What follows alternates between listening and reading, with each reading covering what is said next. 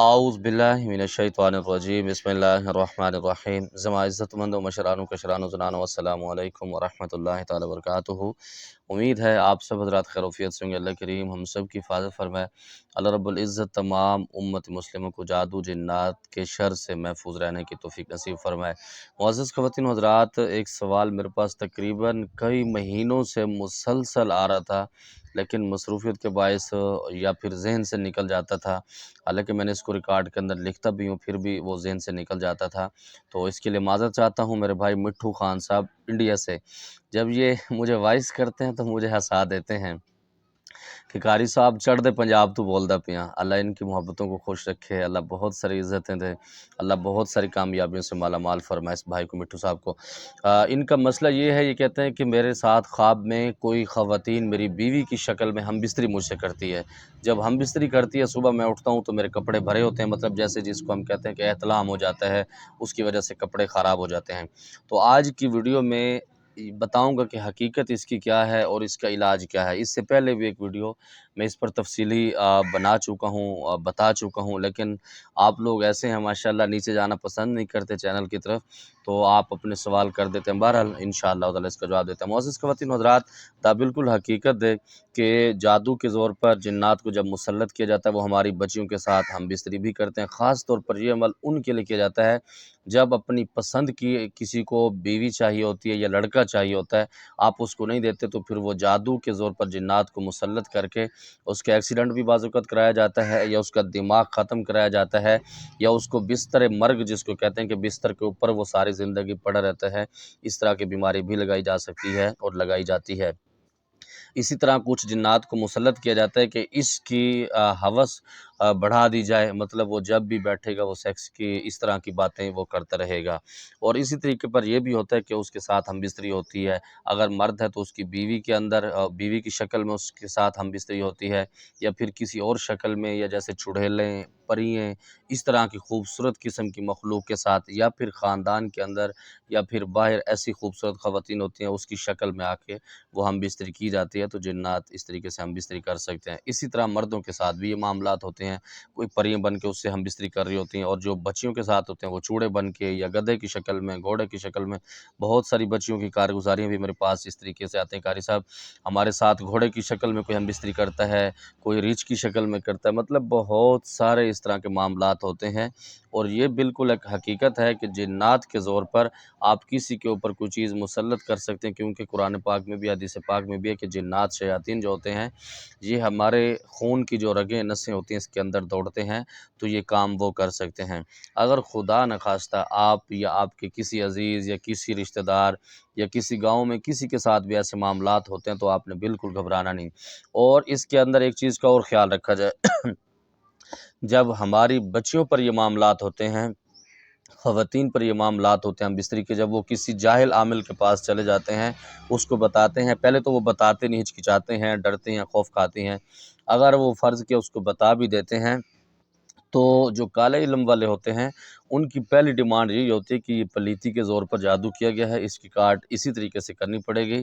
आपके साथ हम बिस्तरी 1 2 3 दफ़ा, एक दफ़ा का पहले कहते हैं, जब आप उसके पास जाते हैं वो कहते हैं जी इसकी तोड़ के लिए एक दफ़ा इस तरीके से आपको बर्दाश्त करना पड़ेगा। जब आप एक दफ़ा उससे हम बिस्तरी कर लेते हैं, तो हमारी ख़वातीन उससे हम बिस्तरी कर लेती है, तो फिर वो ब्लैकमेल करते हैं कि ये आपका अमल 7 दफ़ा, 9 दफ़ा, 11 दफ़ा, 41 दफ़ा, इस तरीके से वो एक कैटेगरी बना के पूरा प्रोटोकॉल देते हैं कि इतनी दफ़ा होगा और हर अमल पर इतना गोश्त आपने लाना है, इतनी खुशबू लानी, इतनी दालें लेनी हैं। अलगरज़ वो अपने घर का ख़बीज़ के बच्चे पूरा राशन मंगवाते हैं। माफ़ करना मेरी बातें कुछ सख्त हो जाती हैं, फिर काफ़ी सारे लोगों को इससे शिकायत भी होती हैं, लेकिन बात हकीकत है कि सीधी बात कर देते हैं, चाहे सामने अपना सगा बाप भी बैठा हो, यही ख़ानदान में सीखा है कि सीधी बात हर किसी को कर देनी चाहिए, चाहे बुरी भी लगे।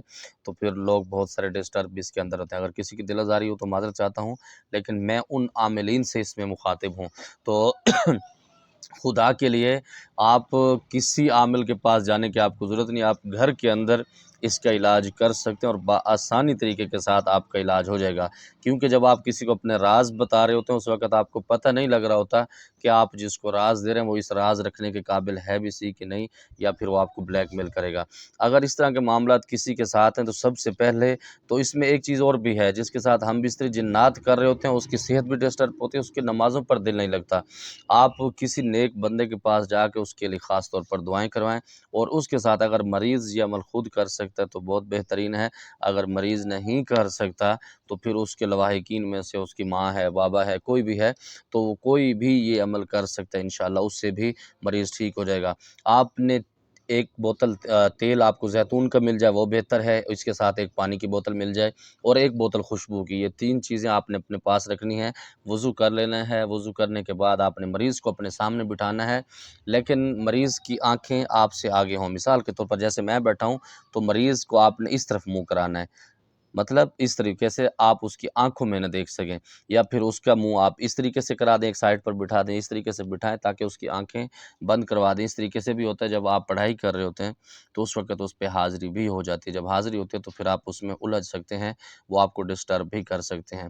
تو آپ نے 3 مرتبہ درود ابراہیمی پڑھنا ہے، 3 مرتبہ تیسرا کلمہ، 3 مرتبہ آیت الکرسی، پھر 3 مرتبہ درود ابراہیمی پڑھ کے اپنے سر سے لے کر پاؤں تک آپ نے اپنا کڑا لگانا ہے، اپنی فیملی کا کڑا لگا لینا ہے، ایسا نہ ہو پھر آپ کی فیملی اس کے اندر ڈسٹرب ہو، لیکن آپ نے گھبرانا نہیں، آپ کر سکتے ہیں، انسان سے بڑی کوئی چیز نہیں ہوتی دنیا کے اندر۔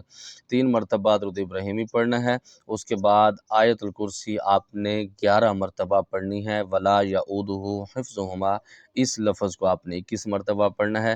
اس کے ساتھ ایک چھوٹی سی آیت ہے، سلام علی نوح فی العالمین، اس کو 111 مرتبہ آپ پڑھیں گے۔ پڑھنے کے بعد آپ 3 مرتبہ آخر میں پھر درود ابراہیمی پڑھیں گے۔